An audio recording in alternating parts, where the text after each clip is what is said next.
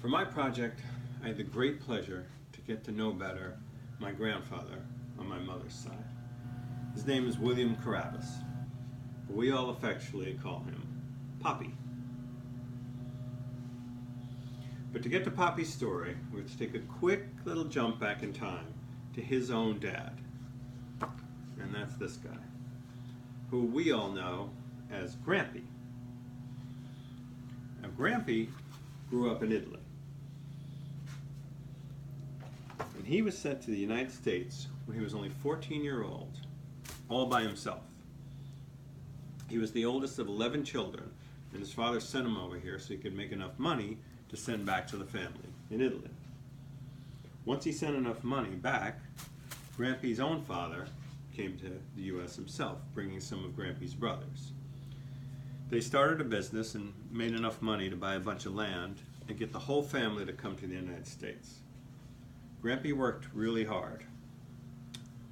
He became a carpenter, as well as a master plumber. Most of his brothers did exactly the same thing, and they all eventually built the homes that they lived in.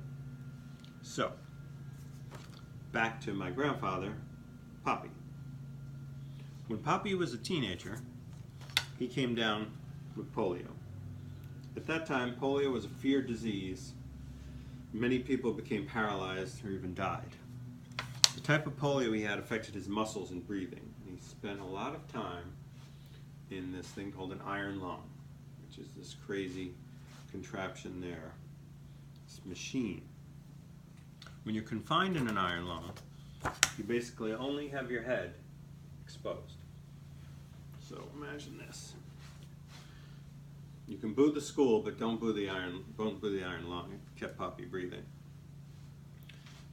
So imagine only being able to stick your head out like this. I mean, imagine that even for only a few minutes. Incredibly claustrophobic and confining. So Poppy would long for the time when friends and family would come over and read to him from the sports pages in the newspaper. He loved to hear all the scores and stories about the local teams. Eventually, Poppy made a full recovery, and he was grateful to all the doctors and nurses at the hospital. And he actually ended up attending that college that he heard all those stories about. Because of his muscle weaknesses, though, Poppy could never actually play football in college, as much as he loved it.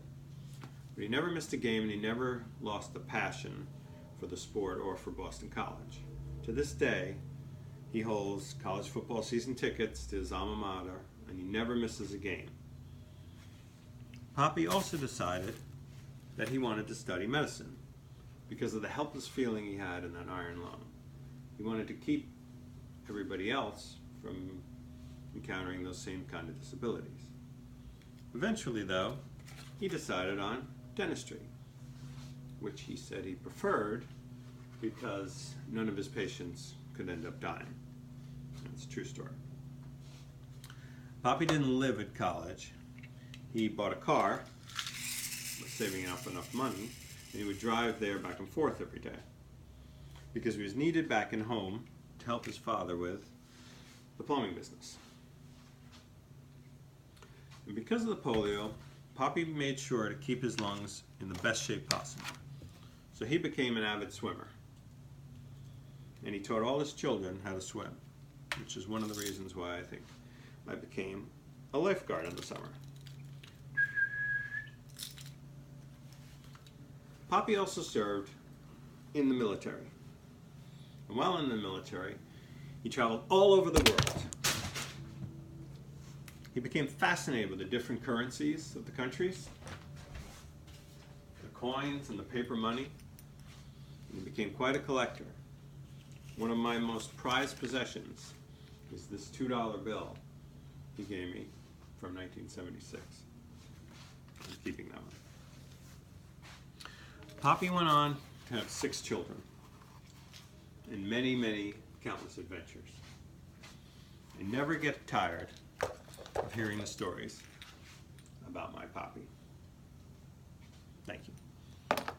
5 minutes.